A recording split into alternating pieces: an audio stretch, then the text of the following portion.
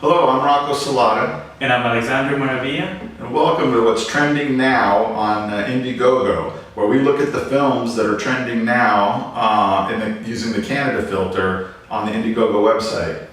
Yeah, so it's August 4th, 2004, and our first 2014. And our first movie is called Frere Raison by Omar Elami from Montreal. Yeah, this one's set, they've extended their expiration date now. So it's actually, they got until August 31st. So this film here, it stars Thomas Hayward, Vovo Saramanda, Marc Andre Mallet. This Frere Raison is a collective interpretation of writers Omar Elami and Paul Chotel have worked together to put this together. It's a tale of individual metamorphosis, unseen mutations of the self, and mythology, according to the site.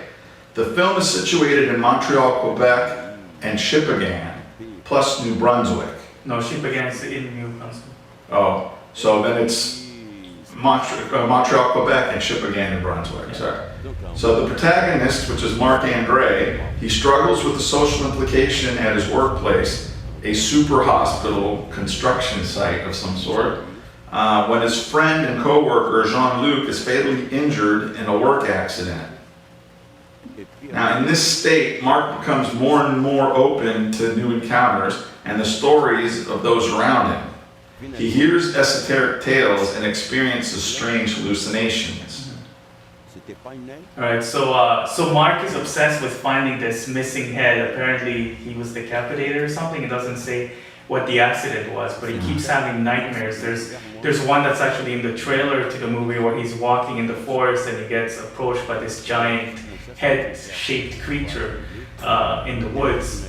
That apparently is this woman that's been wandering around for 200 years. But yeah, it looks pretty good. Oscar Elami is this experimental filmmaker, and he's got a Vimeo channel. He's got a bunch of his work, and it all seems to be in the same kind of vein. Although most of it is much more abstract. Like some of what he has posted, much more abstract than what we've seen so far. So it looks like he's putting a bigger emphasis on story this time as opposed to images. Where before his film they were focused on the way technology captures images. So a bunch of experiments with like grainy pixelation and with motion blur and stuff like that, and like the mechanics of the camera. And yeah, it looks pretty good. Yeah, I felt it had like a nice mood and mystery about this, because the trailer itself, it shows like a story of a man who tells a story of seeing something strange off in the distance one day, and then being compelled by his curiosity to find out more about it and take a closer look at it. And then in this, he uses this nice juxtaposition of the man driving the car while the voiceover, the narration, tells the story of this head, like you said, seeing this mysterious head off in the distance. And then you got the combination of the video of the guy driving the car and going to the forest and walking, which sets like a nice mood, and this talking, this narration, which is it's kind of a creepy tone, but it does leave you wanting to know more about the mystery and what happens next. Yeah, I don't know. I thought the narrator seemed fairly friendly and approachable. He had an interesting accent.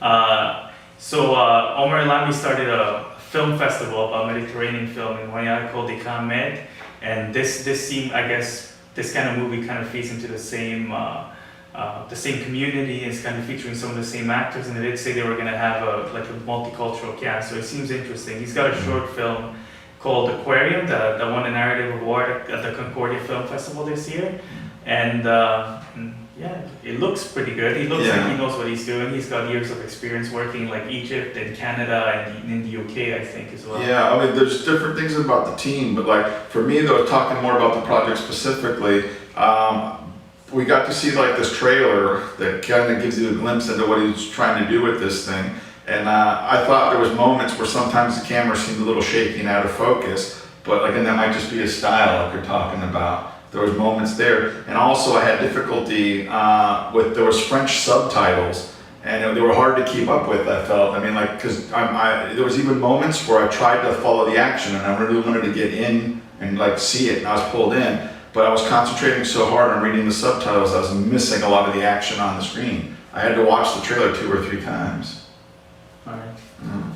But yeah, so also like the team, talk about the team, like you were saying, you mentioned a few things. So this is Omar's working with a group of like film and video artists and technicians. They're comprised primarily of award-winning students and alumni from the film production program at Concordia University in Montreal. Yeah, and they were saying that the shoot itself will be an experiment on the process of filmmaking. So they're using some like experimental filmmaking techniques, and also experimental like funding structure and hierarchy in the film set itself, and like getting people involved to do jobs, I guess, differently. So I think he's just the kind of guy that likes to experiment with everything, just break, not tradition, but what's that word? Convention. Just trying to break with conventions as much as possible, Yeah. and just try to figure something new out. Yeah, And he's extended that concept beyond the film itself to the Yeah. way he's making it. Yeah, he's working with the team, like a group of several video project makers who've done several projects before.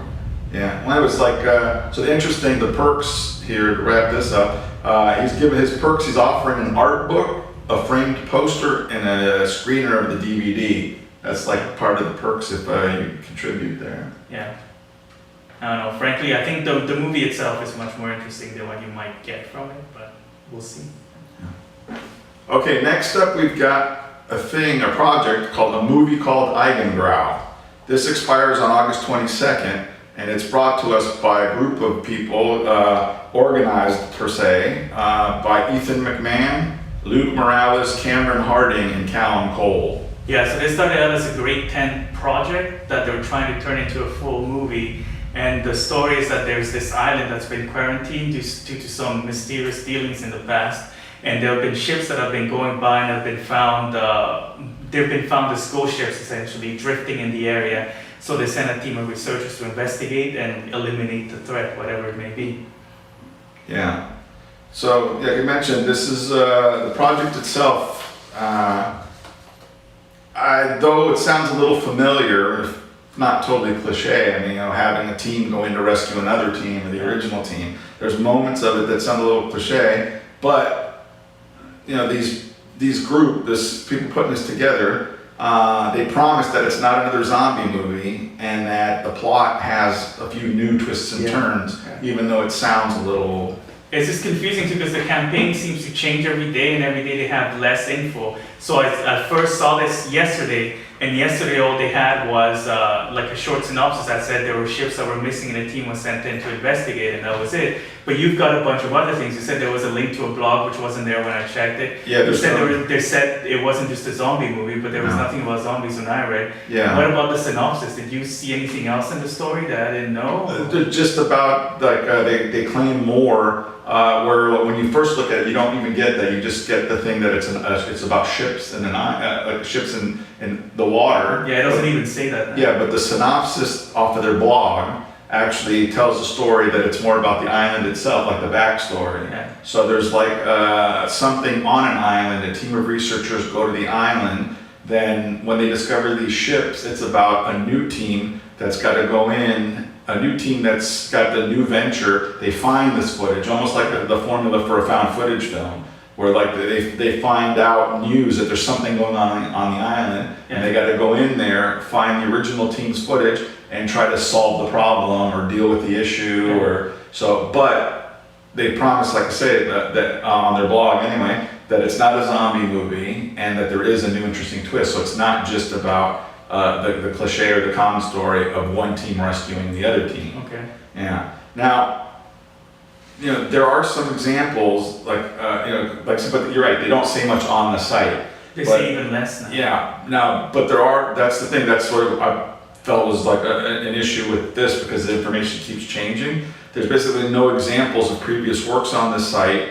And there's nothing like, and you have to go to their blog, which, like you say, it's changing from day to day, and there's stuff there and it's not there. I didn't even know about the blog. Yeah, so you have to go to the campaign, and then even if you were to go to the blog, there's still nothing but the synopsis and the plot, which is changing a lot. Yeah, so right now they've stripped it down to its bare minimum. There's a picture, there's a title, there's a one-line story, and that's pretty much it. And then there's like 2 little paragraphs. There's no names, there's no anything. They're saying they have a cast and they're trying to expand it and use the money for that. Yeah. But they don't give you any details about who the cast is or who the crew members are. What this, it could be a bunch of high school kids who want to make their, you know, project into a movie. Yeah, I mean, that's the thing. I mean, I thought this is like, it's cool that this is a team of like 4 filmmakers primarily, and they each have made some short films in the past, according to the bios there. And they're working together to develop and create this as their first feature. Yeah. So the 4 with previous, like you said, they could have been grade 10, but who knows what they've done since then. The other thing is, they do acknowledge that this money is important to them because they acknowledge that the importance of working out the bugs in the script. Yeah. They said like, which is a good thing, I mean, for such young people to give respect to the script. Yeah. So they do talk about they need money for the guns and the props and for other things that they obviously want to use. But it's, you know, I give them thumbs up for mentioning the script and having to work out the bugs in it and giving it the importance they do, because because the script always for me is like, if it's not one of the most important things, like it's not the most important, it's one of the most important. So it's impossible to really make a decision about whether to fund this thing or not because of the lack of info. But I think these guys really need to put in an effort to release some sort of reel or footage or images or pitch tape or something to give us some kind of info. And right now they got nothing, and they're not really getting any submissions. I think maybe they're just giving up, and that's why they stripped the page. Maybe. And I don't know. They're hoping to pass through the tracks and disappear. Maybe they're embarrassed. I'm not sure what's going on. But it looks like their campaign is getting less and less interesting every day, which is not the way you should be doing it. Yeah, it's a work in progress. So hopefully these guys will get their act together and they will follow their own advice of like fixing the bugs in the script and putting more information and sharing more with the public rather than less. Yeah. So hopefully that'll materialize. Yeah. Oh well, whatever. Moving on. So next we have a movie called Rites of Spring by a team from Ottawa.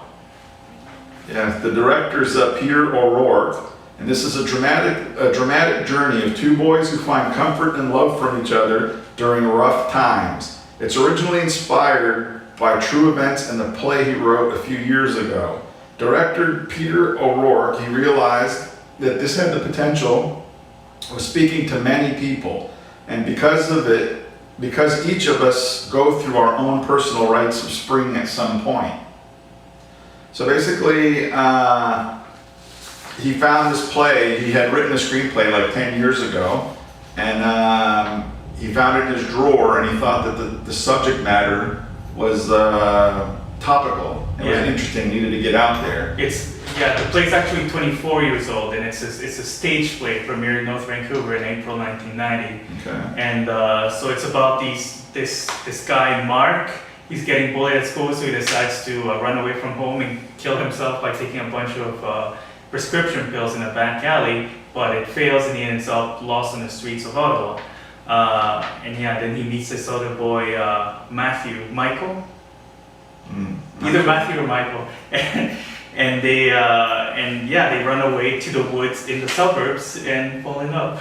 Yeah, so I just figure this is another case of a story that even though the subject matter before was good for plays and good for dramas, now somebody 10 years ago approached him and said, hey look, you've got this play sitting around, times are changing now, it's more modern times, there's more growing acceptance of homosexuality in our society, and then in this case, since this film depicts 2 male youths who each get together to talk out their problems and end up finding love with each other in the process, then they figure that this is part of the new and recent movement of showing more things that you're not used to seeing on screen, these type of relationships and stuff. Maybe in plays, maybe in other things, but so this is part of that new movement. And what I refer to as educating the audience through public awareness, more shining lights on stuff.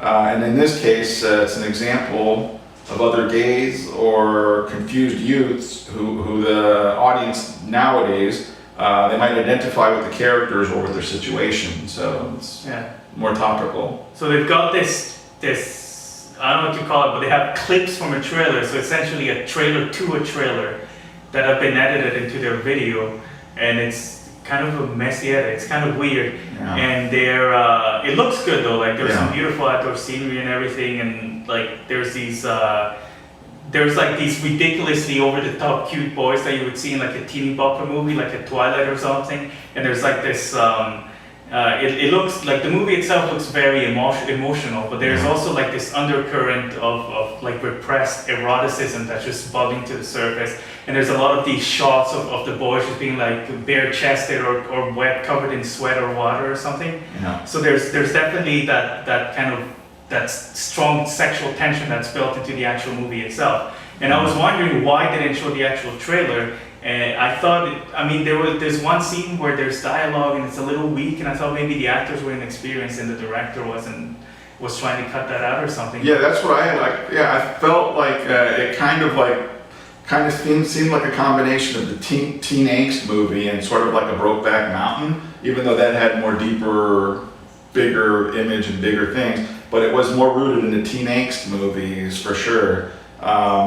Even like you referred to just recently, like I thought even the shots though, even though the lighting and the pacing looked good, there was a couple moments that in the trailer exactly, or specifically in the trailer, that like indicated that the editing might not be as on point as the other stuff. Because it did look good and you had all this type of visual cues and all these type of things, and the lighting was nice, the pacing was nice, the different sceneries was interesting, and a lot of nature. But yeah, I had troubles with the editing as well. Well, no, I was more worried about why they cut the trailer up. And when you look it up, they have a bunch of screenshots from the trailer shoot, and in the actual trailer they give away the entire story, which is I know the story. Essentially, a guy tries to kill himself. He falls in love, like he gets picked up by this pimp who prostitutes boys on the street, right? And one of them is the other boy, right? And then at some point the pimp gets stabbed and they have to run away together. Right. But there's also a synopsis on there that gives away the ending as well. So they just tell you the whole scene, right? And I mean, even the trailer even ends with the final scene in the movie. So I think they were just they realized once they actually saw the finished product that they had given everything away, and they're trying to step back and keep some of the story from the audience, try not to spoil everything for them. I can't really spoil everything for the audience, but except the ending. Yeah. But yeah, I guess that's probably a good idea, because the trailer itself did give a lot of stuff away, but it gives you more of an idea of what he was trying to go for, and it seems to be very well paced and really good. It does use a cast of young actors. It's definitely a teeny bopper movie. It's definitely a teeny bopper. Well, it's also set to start shooting in a few weeks too. Yeah, they do have stuff. Yeah, they do. Yeah, they've already. It's based on a screenplay. He's got everything in place. Yeah. So I mean, even though the trailers, I think they're just looking for some money to complete. It's like an extra $3,000 or something. Pretty much, for like production and post and stuff. But yeah. So we'll see how it turns out in the end. Yeah. So up next today, we've got a film called Secret Santa, which expires on September 30th, and it's brought to us by the writer, director, producer called Mike McMurran. Yeah, these guys are actually local. They're from Cambridge, so that's where the production is taking place. It's close to the GTA. And the story is this: there's these college kids that get together for a Christmas party, and they've got a Secret Santa gift exchange going on. But when they sit down to open their gifts, they realize that they've all been exchanged by a mysterious real Secret Santa. And they've all been given tools like woodworking, like hammers, knives, drills, stuff like that. A rope, a lead pipe. Exactly, and we eventually find out that the tools are the tools that the Secret Santa is going to use to murder them one by one. The process of elimination. Yeah, so this story here, The Secret Santa, I mean, the story itself, it has all the right makings of a decent slasher film. Yeah. But the setting, it's got the college kids at a liquor-filled party, where they all get drunk, exchange the gifts, like you said. And then the mystery sets in about trying to reveal, once they do that twist of getting the different gifts and like all the different murder weapons as gifts and all the different selection. And then you know, you got like like who the Secret Santa is, who the killer is, that mystery. Like that's like the twist. So it's kind of familiar, yet you got this like Secret Santa killing them off one by one. Yeah, and it's all fun and whimsical. Like it's definitely like one of those cheesy B horror movies, but it's on purpose. Like intentionally. It looks like they love that kind of grindhouse kind of humor and gore, and it's just a whimsical throwback to it. Yeah. And it seems like fun. It definitely seems like a fun project. Yeah. All the cast and the crew are introduced, and it all seem like fun. People are just trying to. Yeah, the director's like it seems as something funny. yeah, his intentions, the director's intention, like to create an homage to the classic horror slasher films, but yet let the and at the same time he mentions that he wants to please the audience as well. Yeah. So I mean, in this, I kind of wonder. Okay, so it is a bunch of fun group students, putting this together. Well, not students. It's like he's already done some other stuff. No, it's the director's intention to do this like homage, but at the same time, there's a danger in doing it the way that he's chosen to, because he's intentionally setting out to like trying to please the audience, try to please these people, like please too many people at once. So the problem I have with this is like the idea seems to like have the danger of like when you do something, he wants all the bad stuff already. He's asking for us to like consider anything that's bad as funny. And like I'm thinking, well, if something's bad, it might just be bad. It doesn't always work.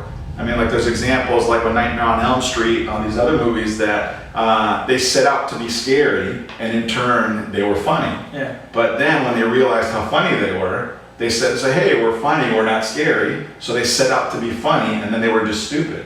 Yeah. So that's the danger, Yeah. I figure. Yeah, it's too much slapstick, and the thing is, you can tell that the actors are really, it looks like a joke to them from the trailer, and they're not taking it that seriously. Maybe they'll do better in the movie, or maybe it's just going to be a silly comedy. It's hard to tell, but it could go either way. Well, he describes it.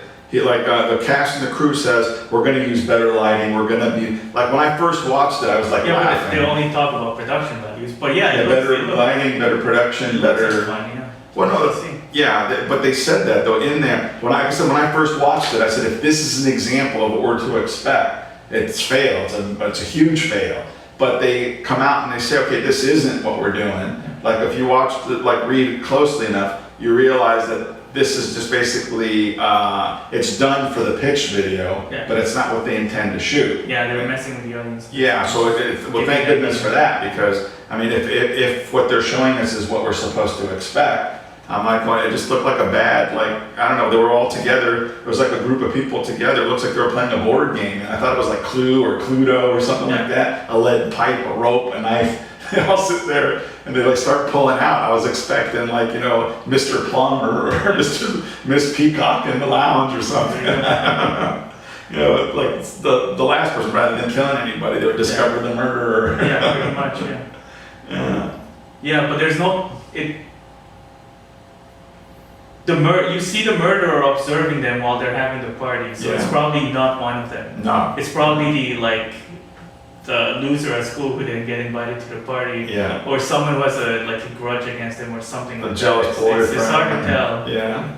Yeah, I mean the idea of getting all the different murder weapons and receiving the murder weapons or exchanging the secret Santa. That's, like I said, that could go either way. On the one hand, it's funny because it's reminiscent of Clue, and on the other hand, it could be innovative. So if they did something like there was an old movie called Student Bodies that was like a spoof of horror movies, and that worked because it was done like Airplane and Kentucky Fried Movie and all these other movies where it was like an intentional spoof. It was scary and different from Scream in that franchise. Like Scream, another one. Satire. Yeah, exactly. Well, this other one was meant to have scenes that parodied actual horror movies that you've seen, but also it gave different twists and gave different possibilities. So I mean, like I said, it could go either way, but they seem like have good intentions, and it's cool of the director to try and have fun on set and to try out all these different gags too. Mm-hmm. I mean,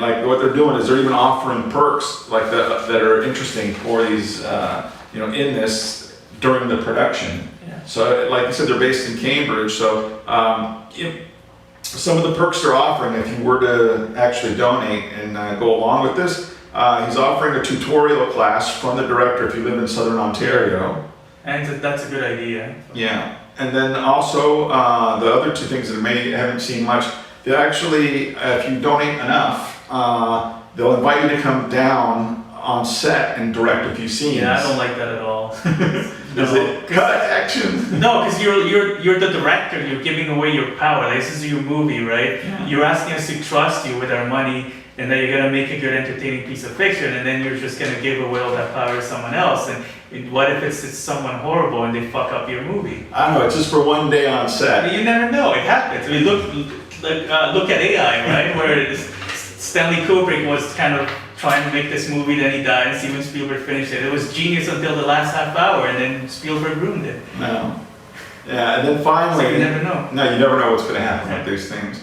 But then, and finally, the final perk, which is probably more interesting, is you get to be a dead body on set. If you don't want to direct, if you don't want to... Yeah, basically you can be an extra, but unlike mine, there's no over-the-top secret extra technology that allows you to not be there. You have to actually show up on set, which is probably better. Yeah, I think the transportation, they'll arrange stuff to get you to the set, wherever they're shooting.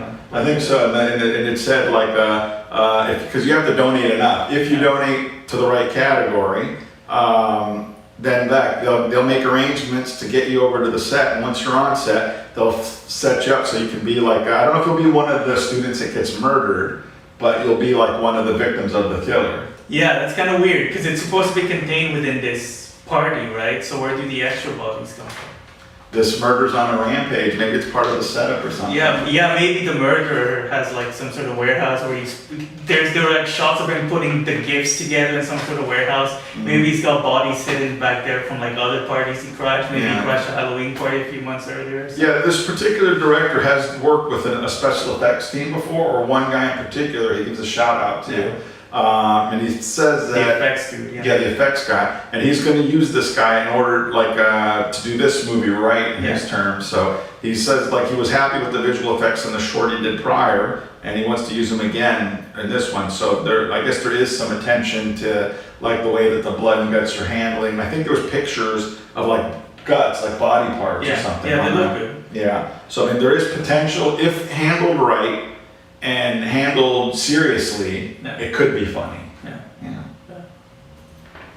All right, so that's it for this week. We'll be back on another episode with a few more projects to look at.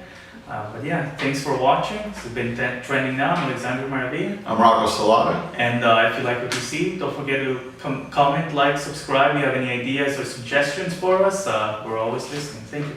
Definitely. We'll always get better every week, so all you have to do is tune in and watch us improve.